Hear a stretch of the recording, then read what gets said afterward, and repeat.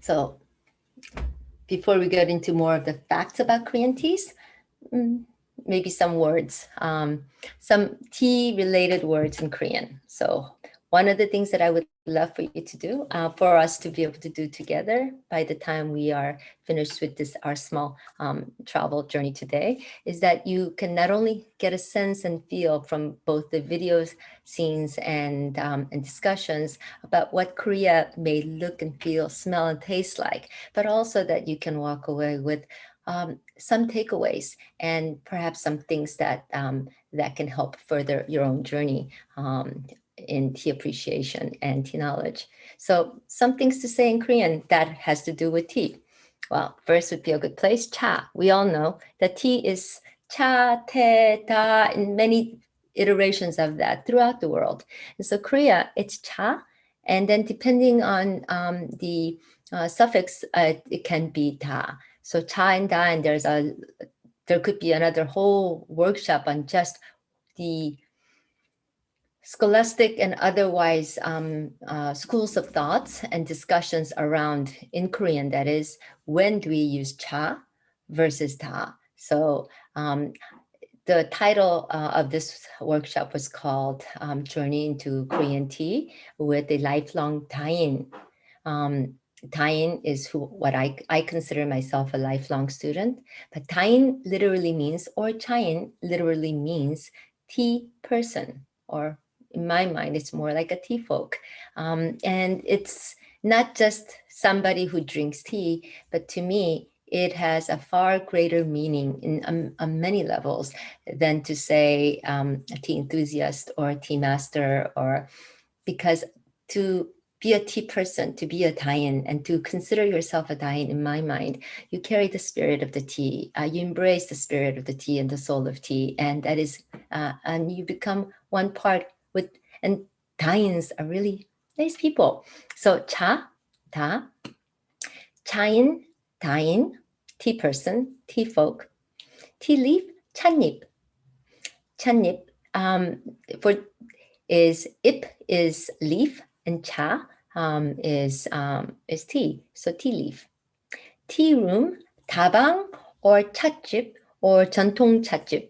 And there's all slight, both very distinct differences and nuance that is both attached to cultural changes and adaptations, as well as significance to why those words were changed through Korean tea history.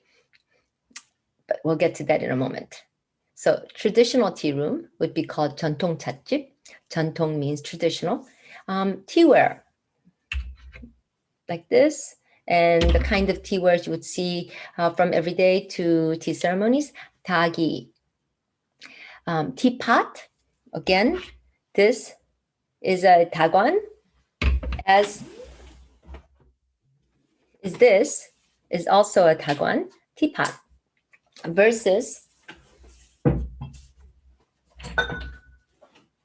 I think I'm going out of order, but versus something like this that could also look like a teapot, but in our case, and for the Korean tea ceremonies or tea culture, this would be known as 주전자. 주전자 basically for water vessel or a water kettle. And some of these would be sitting on a brazier of hot coals traditionally, or nowadays in a coil electrical, and that would be a hwaro to boil the water. Teacup is a 찻잔. 잔 is a cup, and cha, of course, is tea. 찻잔 is teacup. Tea bowl is a 차사발 or 다완. This would be for bowl steeping, is definitely one of my favorite ways of steeping tea and for meditating with tea. But also traditionally, it would be for using 가루 녹차, that would be powdered green tea, or malcha as opposed to matcha, but also for Korean matcha, like Japanese matcha, are teas that are shade grown and then ground, stone ground, and then whisked in a tea bowl, 차사발, or 다완. We talked about 주전자. And then when we were talking about Korean teas, unlike Chinese teas, many of the Chinese teas, not all, but most Chinese teas where we would do a rinse process. Korean teas do not rinse, so we tend to use what would normally be considered a dry tea tray. And so in order to adjust the temperature of the water, you would first put it into a water cooling bowl. 물 식힘 사발.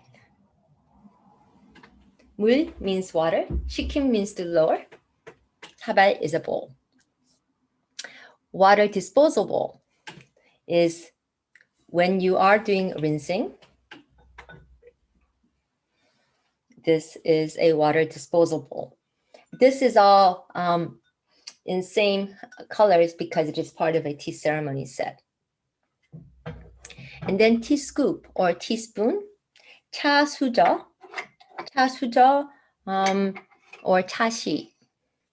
So these would be all variations. Although, as you might gather, when you talk about things like tea utensils, like tea scoops and such, often between the various countries, they tend to be very interchangeable. So that what you think you bought at a tea shop in Korea or Japan may in fact be not from that country nor traditionally attached to that country. And then tea ceremony, tare. Tare is tea etiquette, proprietary, or simply tea ceremony. So what's in a name? I already spoke of the differences in opinion about cha and da. And again, that would be an entire different, once I get started, it becomes very, very involved. Tabang and chatjip, very quickly.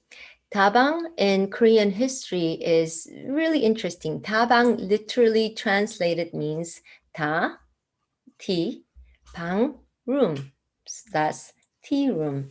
But it hasn't always meant tea room, nor would it necessarily be a place where if you were to come across one that said tabang, and certainly they sell beverages, but a tabang isn't necessarily a place you would go in and would be able to find the highest loose leaf teas, for example.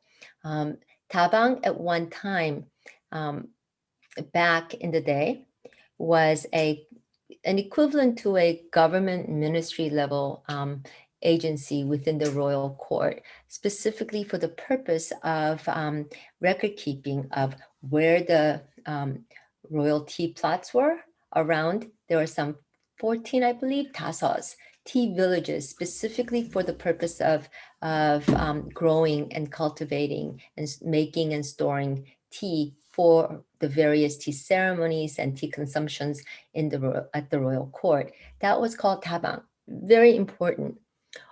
Over the years, it has meant coffee shop. It has meant a place where you can get beverages of not just tea and coffee, but of juices and other kind of beverages. And there's another wonderful historical timelines one can do from the very first tabangs of 1902, when a Russian diplomat spouse created a hotel-based tabang for foreign dignitaries, and how that has evolved over time through the years when Korea was colonialized by Japan for those 35 years, and what happened when American GIs arrived into Korea with not just sugar, which was so much in need and appreciated, and chocolates, but they brought something called instant coffee.